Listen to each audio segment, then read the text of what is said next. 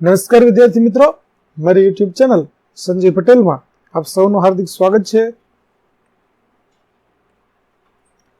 મિત્રો, આજના વિડીયોની અંદર આપણે ધોરણ 5 વિષય છે આસપાસ, જેનો પાઠ 6 જેનું નામ છે જળ એ જ જીવન, તેના ભાગ 2 વિશે આજે આપણે જોવાના છીએ, જેમાં આપણે પાઠ સમજૂતી અને તેમાં આવતા પ્રશ્નોના જવાબો વિશે શીખીશું. વિદ્યાર્થી મિત્રો, જો તમે મારી ચેનલમાં નવા હોય તો મારી ચેનલને જરૂરથી સબસ્ક્રાઇબ કરો. વિડીયો સારો લાગે તો લાઇક કરો, શેર કરો અને બેલ નોટિફિકેશન ઓન કરો, જેથી મારા આગળના નવા વિડીયો પણ આપને મળતા રહે. તેમજ વિદ્યાર્થી મિત્રો, ભાગ 1 નો વિડીયો જો તમે ન જોયો હોય તો આ વિડીયોના ડિસ્ક્રિપ્શનની અંદર તમને તેની લિંક આપેલી છે, જેની મદદથી તમે ભાગ 1 નો વિડીયો પણ જોઈ શકશો. તો આશા રાખું છું તે પણ આપને ગમશે. તેમજ વિદ્યાર્થી મિત્રો, આ સમગ્ર પાઠની PDF જોવા માટે પ્લે સ્ટોરમાં જઈ અમારી એપ્લિકેશન વિશ્વગુરુ STD1 થી 12 ગુજરાતી ડાઉનલોડ કરી તમારા મોબાઈલમાં ઇન્સ્ટોલ કરો.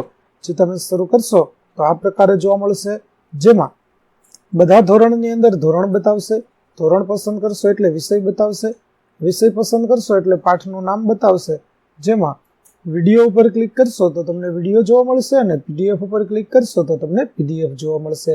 તો આશા રાખું છું અમારી એપ્લિકેશન આપને ગમશે. જરૂર ડાઉનલોડ કરજો, જે એકદમ ફ્રી છે, કોઈ પણ પ્રકારના ચાર્જ વગર તમે PDF પણ જોઈ શકશો. તો ચાલો મિત્રો, હવે આપણે શરૂ કરીએ પાઠ 6 જળ એ જ જીવન, ભાગ 2. ભાગ 1 ની અંદર વિદ્યાર્થી મિત્રો આપણે ઘણી બધી વિગત જોઈ, જેમાં ગઢસીસર તળાવ જે ગઢસી રાજાએ જેસલમેરની અંદર બનાવ્યું છે તેના વિશે વિગતો જોઈ. ત્યાર પછી જૂના જમાનાની અંદર લોકો પાણીનો સંગ્રહ છે તે કઈ રીતે કરતા હતા તેના વિશે પણ આપણે માહિતી મેળવી હતી. ત્યાર પછી પાણીનો સંગ્રહ કરવાથી આપણને શું શું ફાયદા થાય છે તે પણ આપણે જોયું હતું. હવે આગળની વાત છે તે હવે આપણે જોઈએ કે જેથી આપણે આખા પાઠને સમજી શકીએ. તો ચર્ચા કરો. પુનિતા જ્યાં રહે છે ત્યાં 2 જૂના કુવા છે.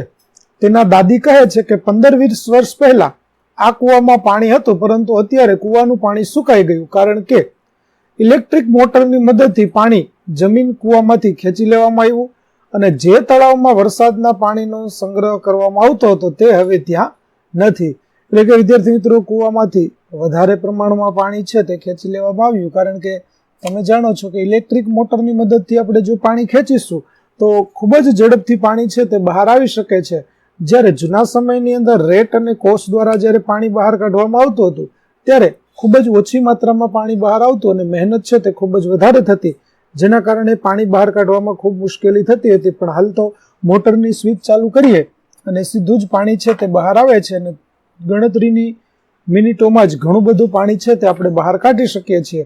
તો આ રીતે ખૂબ જ વધારે પાણી બહાર કાઢવાના લીધે કુવાની અંદર પાણી જે હતું તે હવે પૂરું થઈ ગયું છે અને તળાવમાં પણ પાણીનો સંગ્રહ કરવામાં આવતો નથી.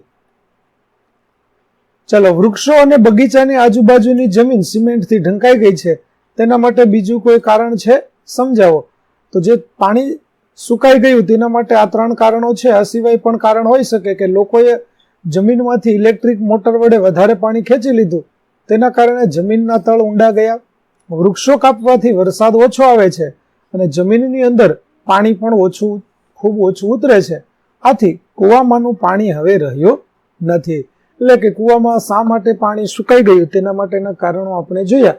કેમ કે લોકો વધારે ને વધારે પાણી છે તે કુવામાંથી બહાર કાઢતા ગયા અને એક સમય એવો આવ્યો કે ત્યારે કુવામાં જે પાણી હતું તે બધું પાણી પૂરું થઈ જાય છે.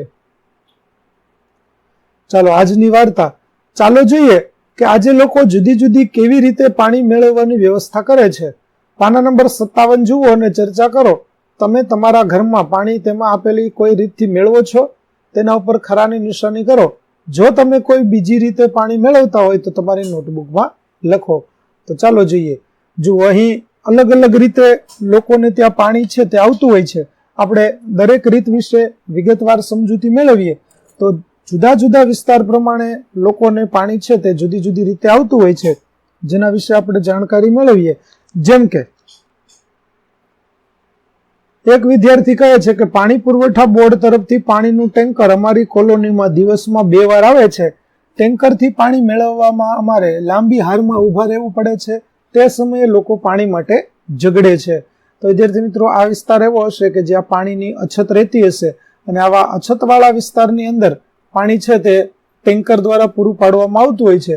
જ્યારે ટેન્કર આવે ત્યારે આજુબાજુના લોકો છે તે પોતાના વાસણો લઈ અને ટેન્કર પરથી પાણી ભરવા માટે આવતા હોય છે, અને ત્યારે પાણી ભરવા માટે લાઈન પણ થતી હોય છે અને ક્યારેક એકબીજા સાથે ઝઘડા પણ થતા હોય છે.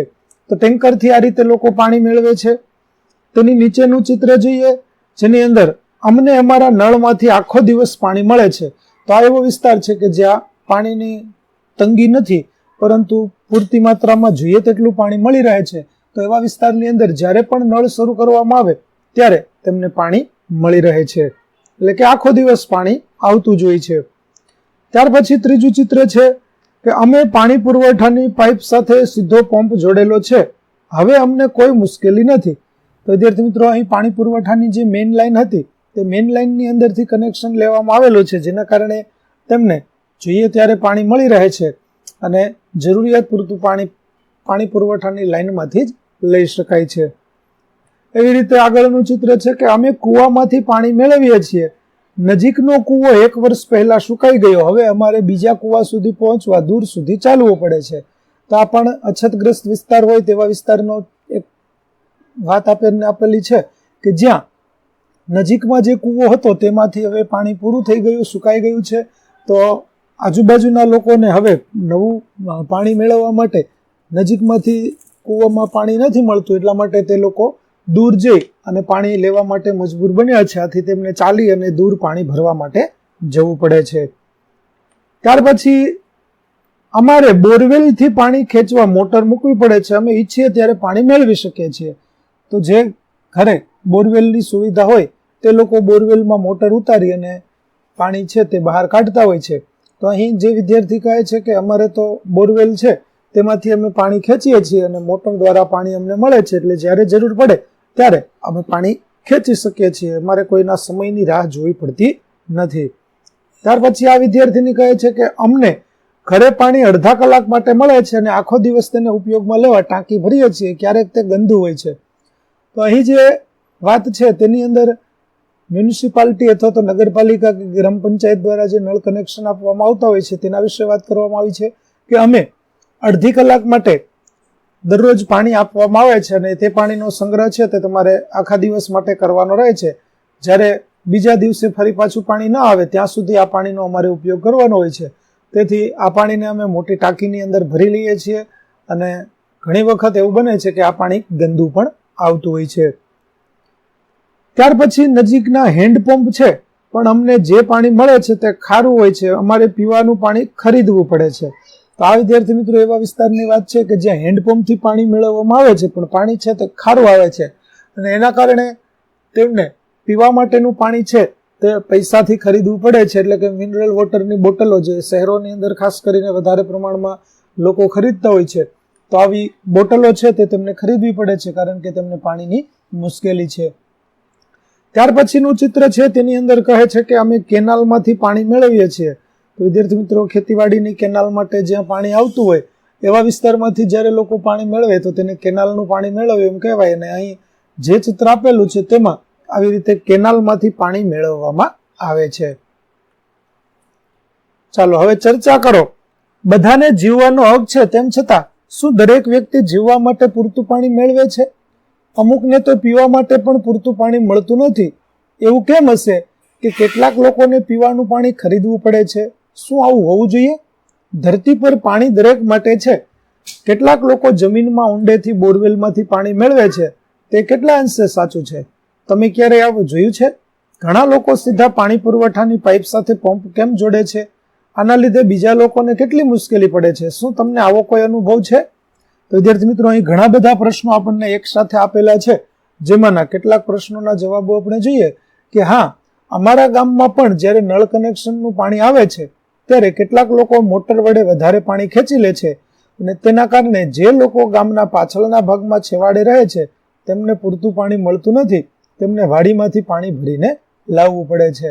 તો આવી ઘણી મુશ્કેલીઓનો સામનો છે તે આપણે કરવો પડતો હોય છે. લોકો બોરવેલમાંથી વધારે પાણી મેળવી લે છે.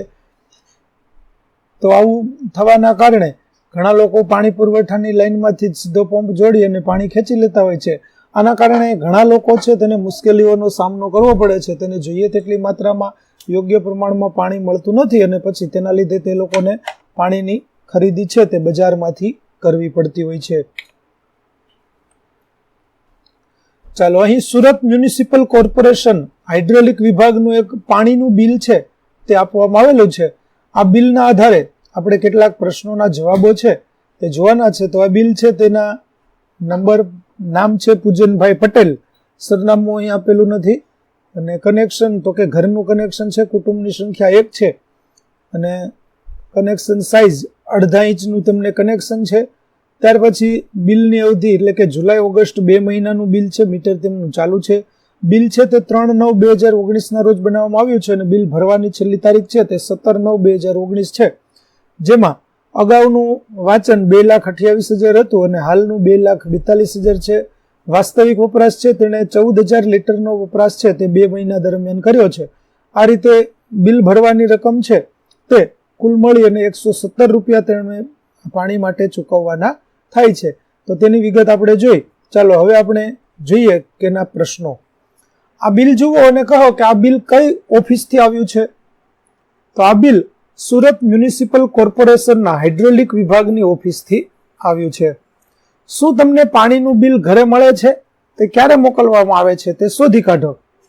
તો હા, અમને પાણીનું બિલ ઘરે મળે છે તે જળ વિભાગ દ્વારા મોકલવામાં આવે છે. ત્યાર પછી હાઇડ્રોલિક વિભાગ સાથે સુરત મ્યુનિસિપલ કોર્પોરેશન કેમ લખેલું છે? તમે શું વિચારો છો? તો હાઇડ્રોલિક વિભાગ એ સુરત મ્યુનિસિપલ કોર્પોરેશનનો ભાગ છે એટલા માટે લખાય છે.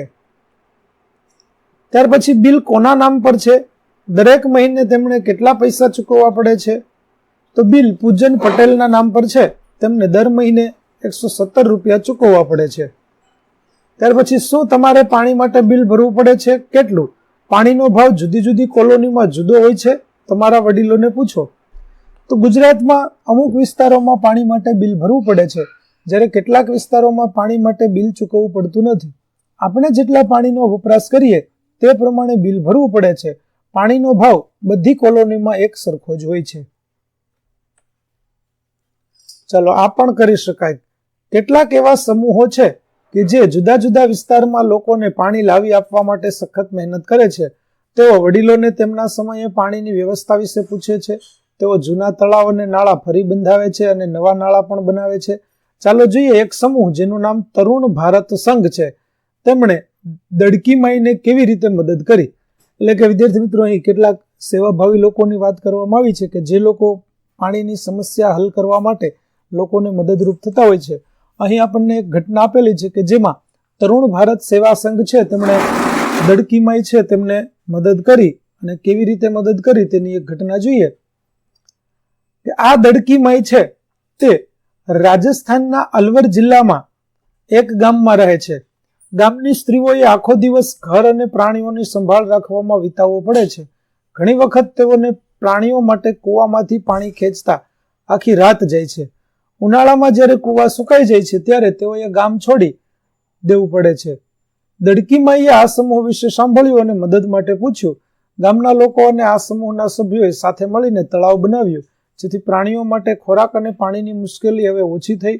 લોકોને વધારે દૂધ મળતું થયું, તેમની કમાણીમાં વધારો થયો. તો વિદ્યાર્થી મિત્રો, રાજસ્થાનના અલવર જિલ્લાની અંદર દડકીમાઈ રહે છે અને તેના એક ગામની અંદર પાણીની ખૂબ જ તંગી રહે છે. અને આમ પણ રાજસ્થાન એવો વિસ્તાર છે કે જ્યાં વરસાદ છે તે ખૂબ ઓછા પ્રમાણમાં પડે છે, એટલે દર વખતે ત્યાં ઉનાળાની અંદર પાણીની તંગી રહે છે. તો આ વિસ્તારના લોકો છે તેમને પાણી મેળવવા માટે ઘણી બધી મુશ્કેલી પડતી હતી. તેમના પશુઓને પાવા માટે તેમજ ઘર વપરાશ માટે પાણીની જરૂરિયાત છે તેને પૂરી કરવા માટે ક્યારેક ક્યારેક તો તેમને આખી રાત સુધી પાણી છે તે લાવવું પડતું હતું. આવી મુશ્કેલ પરિસ્થિતિમાંથી બહાર નીકળવા માટે તેમણે સેવાભાવી સંસ્થાની સંપર્ક કર્યો અને ગામ લોકો અને સંસ્થાએ સાથે મળી અને ગામની અંદર જ એક તળાવ બનાવ્યું, જેથી કરીને વરસાદી પાણીનો સંગ્રહ છે તેની અંદર થઈ શકે. જે પાણી છે તે લાંબા સમય સુધી ગામ લોકોને ઉપયોગમાં આવે. અને હવે આ તળાવની અંદર પાણી ભરાય છે, જેના કારણે પ્રાણીઓની અને ખોરાક માટે પાણીની જે મુશ્કેલી હતી તે દૂર થઈ અને લોકોની કમાણીમાં પણ વધારો થયો. તો આ રીતે દડકીમાઈનો પ્રસંગ છે તે આપણને આપવામાં આવ્યો છે, જેની મદદથી આપણે પાણીના મહત્વ વિશે પણ જાણી શકીએ. ચાલો, તમે કોઈ સમાચાર પત્રમાં આવા સમાચાર ક્યારે વાંચ્યા છે? લોકો તેમની પાણીની પરેશાનીનો ઉકેલ કેવી રીતે લાવે છે? શું તેઓ કોઈ જૂના તળાવ અને વાવનું સમારકામ કરી તેનો ઉપયોગ ફરી કરે છે? તો હા, મેં આ પ્રકારના સમાચાર વાંચ્યા છે. મહારાષ્ટ્રના એક ગામમાં લોકોએ ગામનું ખૂબ જ જૂનું તળાવ પુનઃ ખોદી અને સમારકામ કરી પાણીનો ઉકેલ લાવી તેમની પાણીની પરેશાની દૂર કરી છે. કેટલાક લોકો ખેત તલાવડી બનાવે છે અને તેના પાણીનો ઉપયોગ ખેતરમાં પાકને સિંચવા માટે કરે છે. રાજસ્થાનના એક ગામમાં લોકોએ સમૂહમાં સાથે મળીને તળાવ બનાવ્યું અને પાણીની મુશ્કેલી દૂર કરી. તો ઘણા બધા વિસ્તારોની અંદર આવી ઘટનાઓ બનતી હોય છે કે જ્યાં લોકો પોતાની જરૂરિયાત માટે અલગ અલગ પ્રકારે પાણીની વ્યવસ્થા કરતા હોય છે. તો ચાલો વિદ્યાર્થી મિત્રો, આપણે આ પાઠમાં શું શીખ્યા? તો કે પોસ્ટર બનાવો, અને તે સૂત્ર તમને યાદ છે? તો ધરતી પર પાણી સૌ કોઈ માટે છે. આવા બીજા સૂત્રો વિશે વિચારો, ચિત્ર દોરો અને સુંદર પોસ્ટર બનાવો. ત્યાર પછી પાણીનું બિલ લાવો, તે જુઓ અને કહો આ બિલની તારીખ ખાલી જગ્યાથી ખાલી જગ્યા તારીખ સુધીનું છે. આ બિલના કેટલા પૈસા ચૂકવવાના છે? તમે બિલમાં બીજું શું જોઈ શકો છો, જેમ કે સમારકામ પર ખર્ચેલા પૈસા, જાળવણી ખર્ચ વગેરે. તો આવી રીતે તમારે બિલ છે તેની ઉપરથી આ વિગતો લખવાની છે. ચાલો હવે આપણે કેટલાક સૂત્ર છે તે બનાવીએ. જેમ કે પાણી વિશેના સૂત્રો છે. જળ છે તો જીવન છે. પાણી અને વાણી સમજીને વાપરો. ટીપે ટીપે સરોવર ભરાય. પાણી આપણી અમૂલ્ય સંપત્તિ છે. પાણી જીવનનું અમૃત છે. પાણી બચાવો, પાણી આપણને બચાવશે. ટપકતા નળ રિપેર કરો. પાણીનો વ્યય થતો અટકાવી શકીએ છીએ. આપણે પાણી બનાવી નથી શકતા, પણ બચાવી જરૂર શકીએ છીએ. તો આ પ્રકારે તમે આવા પાણી બચાવવા વિશેના કે પાણી વિશેના સૂત્રો છે તે લખી શકો છો. તો વિદ્યાર્થી મિત્રો, અહીં આપણો પાઠ 6 જળ એ જ જીવન ની સમજૂતી અને તેના પ્રશ્ન જવાબો છે તે પૂરા થાય છે. આગળના પાઠની સમજૂતી અને તેના પ્રશ્ન જવાબો મેળવવા માટે મારી ચેનલને જરૂરથી સબસ્ક્રાઇબ કરો. તેમજ પીડીએફ જોવા માટે પ્લે સ્ટોરમાંથી અમારી એપ્લિકેશન વિશ્વગુરુ STD 1-12 ગુજરાતી ડાઉનલોડ કરો, જેમાં આપને ધોરણ 5 તમામ વિષયના સ્વાધ્યાય સોલ્યુશન, સ્વાધ્યાય પોથી સોલ્યુશનના વિડીયો તેમજ પીડીએફો બિલકુલ ફ્રીમાં જોવા મળશે. કોઈ પણ પ્રકારના ચાર્જ વગર તમે વિડીયો અને પીડીએફ બંને જોઈ શકશો. આશા રાખું છું અમારી એપ્લિકેશન પણ આપને ગમશે. જરૂર ડાઉનલોડ કરજો. ફરી મળીશું આપણે નવા વિડીયો સાથે. ત્યાં સુધી આવજો.